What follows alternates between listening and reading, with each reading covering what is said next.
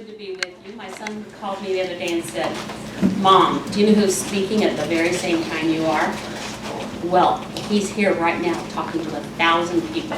He's very famous. A Warner here at this conference. So I'm just glad there's someone in these seats. Don't tell them that Brother Warner's over there. They might leave. Yeah, Maybe they don't know. anyway, I have been telling people for years that I was going to write a book, and this was going to be the title. And I haven't read the book, but this is a start. One night I was sitting late at my school, very large elementary in Kaysville, Utah, and this email came across the computer that inviting me to a workshop in Washington, D.C. And I had just returned from there. But the thing that was unusual about this, you get these all the time, and I probably deleted it several times, but it used my name. And I thought, well, I'm going to just reply because they were kind enough to use my name. And I said, I'm not able to go. I just got back from there, and I just don't have the funds right now to go. And they answered back and said, the federal government will pay. And I was startled, like, what is this? Is this a Liberian scam to get my personal information? But I went, and it was a NASA workshop. And what they were deciding was how to spend millions of dollars to reach out to children, to teach them and encourage them in math and space and science. And so because my school was named Endeavor, after the space shuttle, we do not know how they got my email. But anyway, we went. And I went off kind of unprepared. But as I walked into that National Academy of Sciences that Abraham Lincoln established, I was just like, what is going on? What am I doing here? And I thought, well, I'm just going to sit in the audience. I'm going to just raise my hand a little bit and maybe comment or ask questions. But oh no, up on the screen, I was on a panel. Now this is really blurred out, bad photo. But listen to who was on the panel with me. And remember, I am a grandmother from Farmington, Utah. There were so many experts in this room. And everyone there were space science engineers, PhDs, heads of science at Columbia. And the panel was an astrophysics curator. There was a director of the Chandra X-ray Center and a specialist for global environmental strategies. And as they went down the row on this panel, they had PowerPoints, they had degrees, they had titles. They were important people in this industry. And then it was Beth Johnston, principal of Endeavor. And so I had nothing. Even the notes I brought had been damaged with a bottle of water leaking in your purse. Have you ever had that? So, but I was there. And right when this came to pass, I prayed, and my husband had given me a blessing the night before, and I prayed, and it came to pass because I knew suddenly why I was there and what I was supposed to say. And I told them I was the most least qualified person in that whole huge auditorium. It was being filmed for Congress to watch. But I said, I have something that no one in this room has. I am surrounded every day by 1,150 students who love science, math, and space. Am I right, Dr. Bulls? And they were astounded at the numbers because, you know, it's Utah. That was a public elementary school. And I told them about this school. And the learning environment in this school. And all of a sudden, the focus changed in that workshop. People were there protecting their projects with the funding of these projects. And it was kind of about them and their jobs and their passion.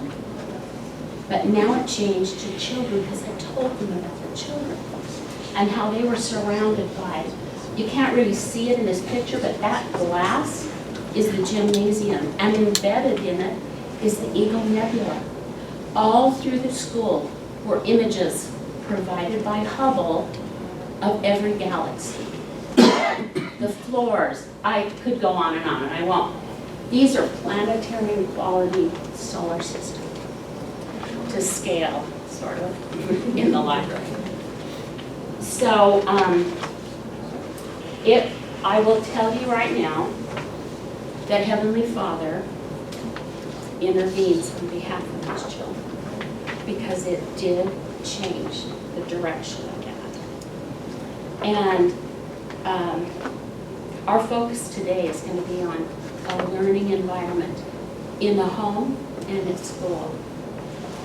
But I want to preface that there's nothing you can do before you leave to come to school, before you start to teach, before you start your day in your home.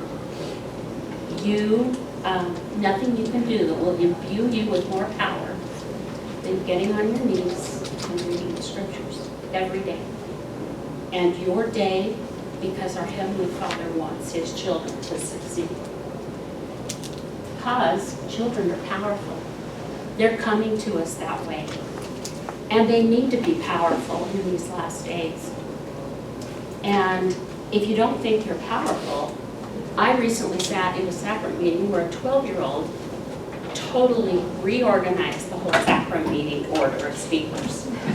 We have a dynamic, strong bishop, and he got up to introduce the speakers. He called on Ben as the youth speaker and said, "Come on up and be our first speaker." And he said, "No, I'll go last." I'm still writing my talk.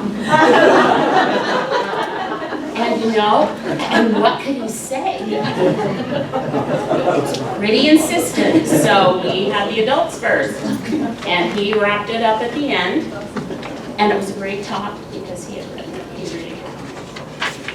But our mission is to take these powerful children and be a powerful influence on them and prepare them for the rapidly changing world they face. Now, when I talk about children throughout this, I mean teenagers too, because really, they're children. And the reason I feel so passionately about this is because I have seen the trend over the years where many parents and teachers are abdicating the role of leadership in the classroom and in the home.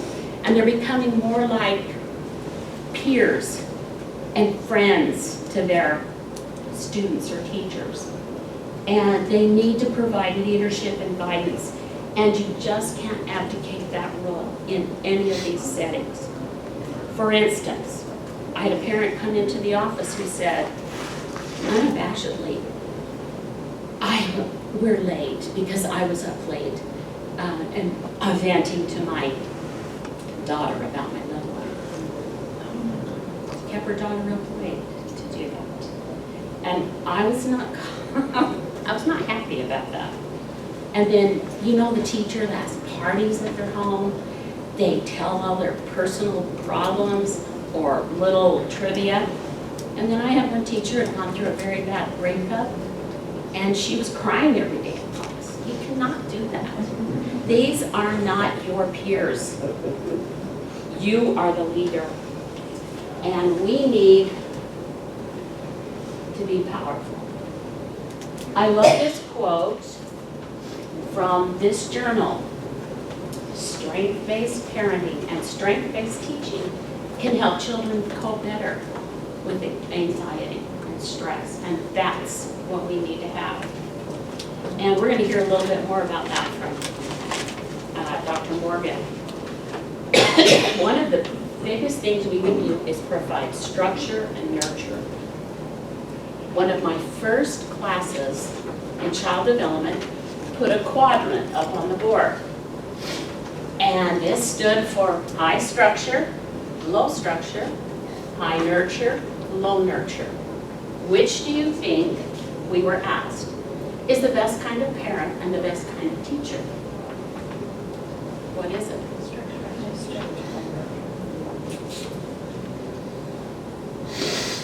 It's those two.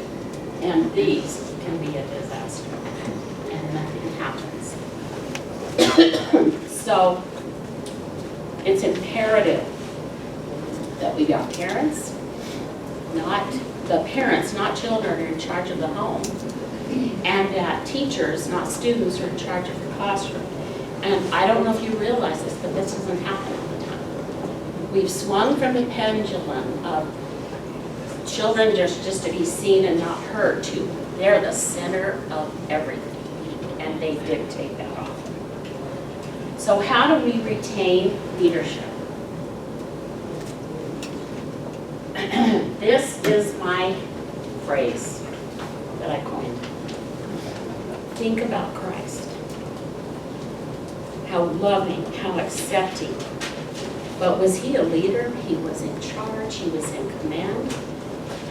His apostles and the multitudes were his students and his family, his children. Benevolent command is probably one of the most powerful strategies that you can have, because you are loving, you're high nurture and high structure, because you retain the leadership that family or classroom needs. Now, being matter of fact and being benevolent is really a lot easier at a school of 1,200, which it grew to, than at home. It just is. So it's a challenge, but it can be done. And we've had our children, all of our children have lived with us at one time for transitions and building homes and moving. But I will never forget the day my son-in-law came home late, and he was hungry and tired, and he'd saved his dinner, and his little son said that he wanted him to play with him. And my son-in-law said, "Is it okay if Daddy eats first?" And I was horrified. How much better would it have been for the child and the situation to say, "I will play with you as soon as I eat, if you don't let me." That's being in command. It's not asking permission of a little child. We're adults.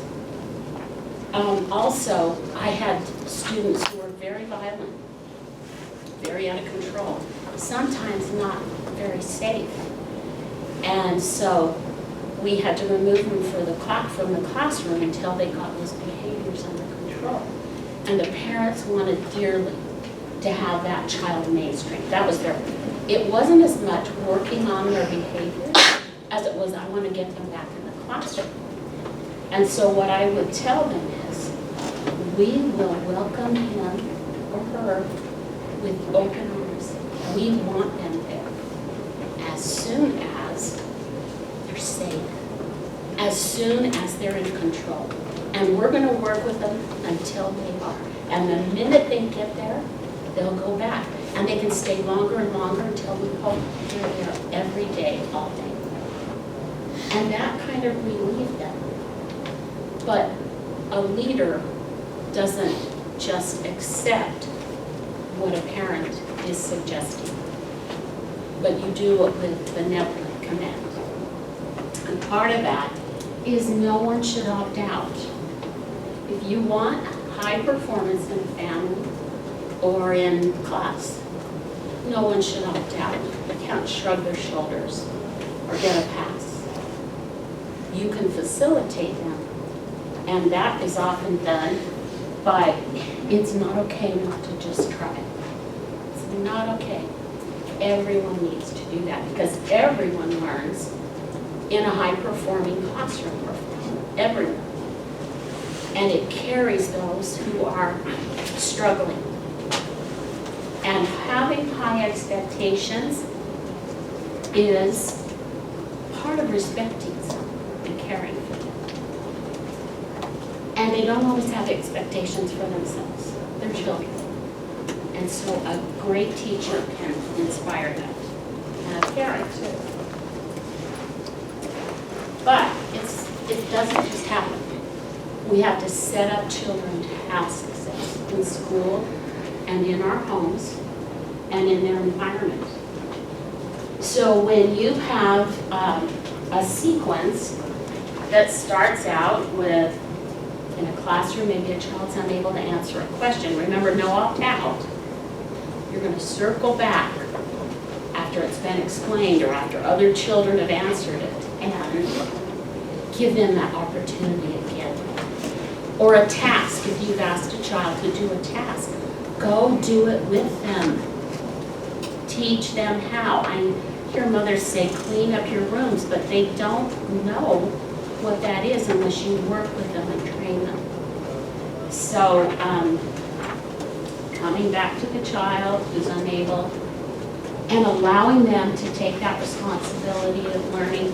And just like in our classes now that we're expected to teach in church, the questions are really important. They really matter.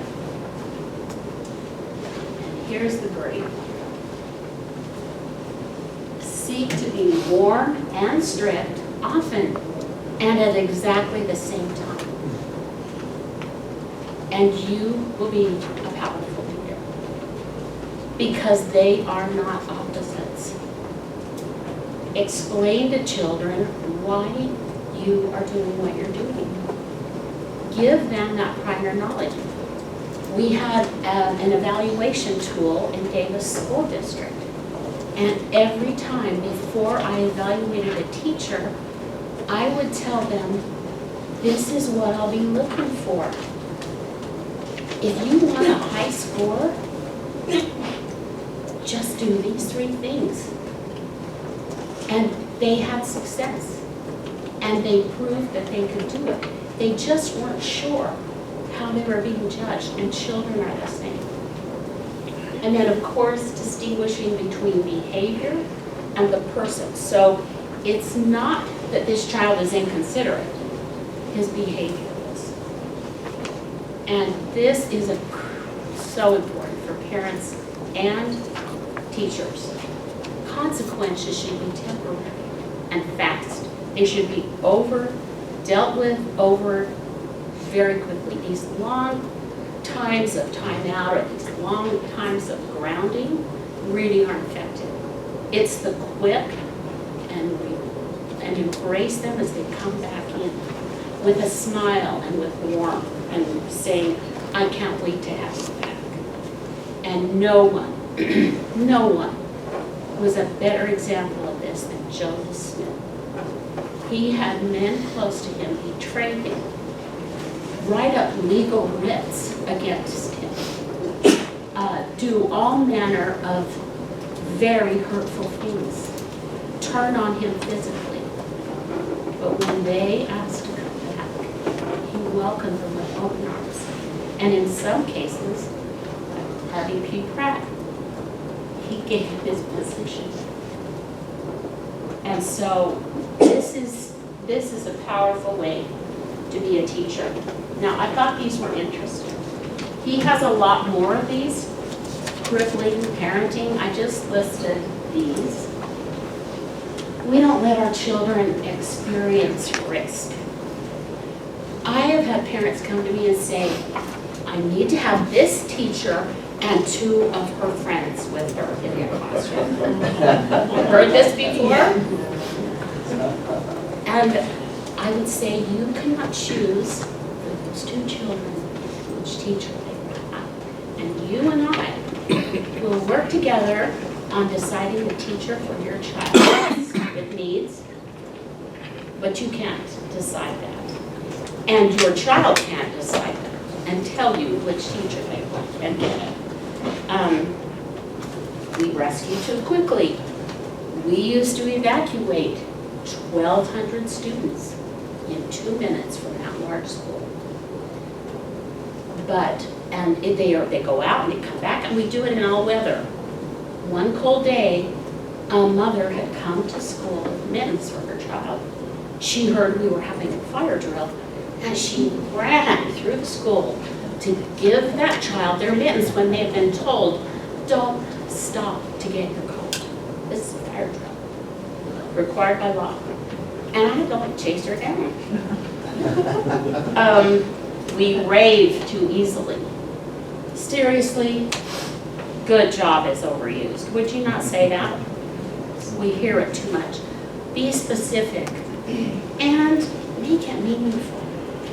Because sometimes just a smile, a pat, a nod is great. And this one, I think we've made a big mistake in schools to tell parents, your first graders reading on the 4th grade level or junior high level because they're reading Harry Potter. The parents assume, well then he's that much older and he's so much better than everyone else. And he should be pass up a grade level. We're doing a great disservice because a lot of kids are so good at word calling, at deciphering words. They don't have the full meaning, the context yet. And so I think we do a disservice. We can say they're excellent. But giving them this grade level, they almost think they don't have to go to the grades in between. And that happens. These are mine. We are afraid to say no. It's so good for children to feel some disappointments. If they don't feel some disappointments and work through them early in life, can you imagine what it's like when you're adults? It can wreck families. It can wreck a lot of things. And we've talked about this one. We try to be a friend. We need to be a parent. And we give our power away. And we should just mete it out slowly as they're able to handle it. We allow children to make decisions that we as adults should make.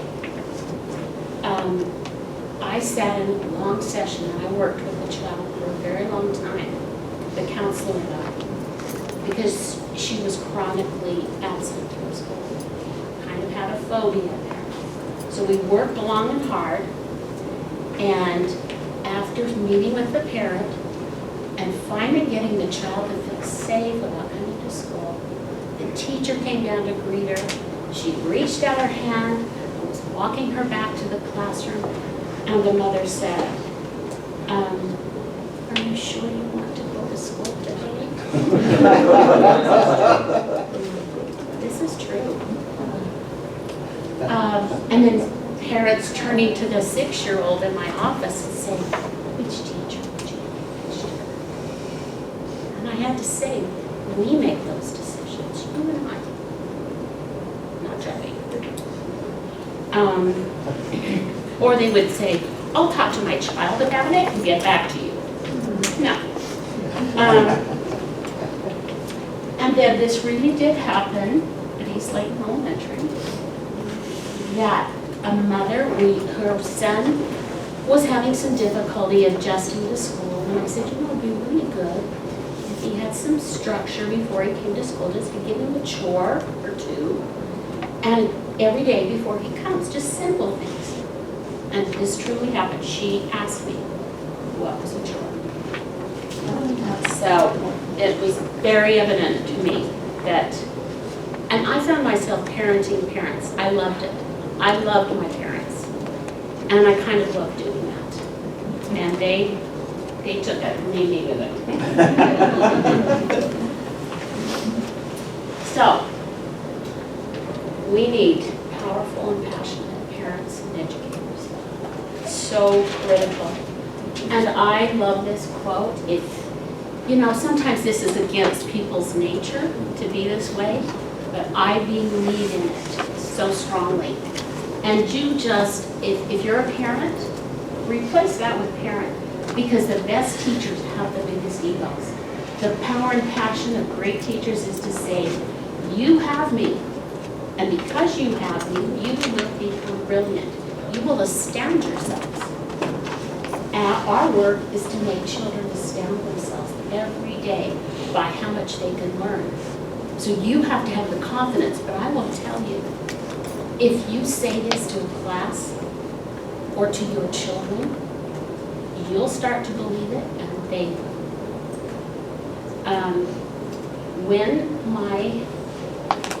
When the students at Endeavor were told I was going to go to Washington, D.C.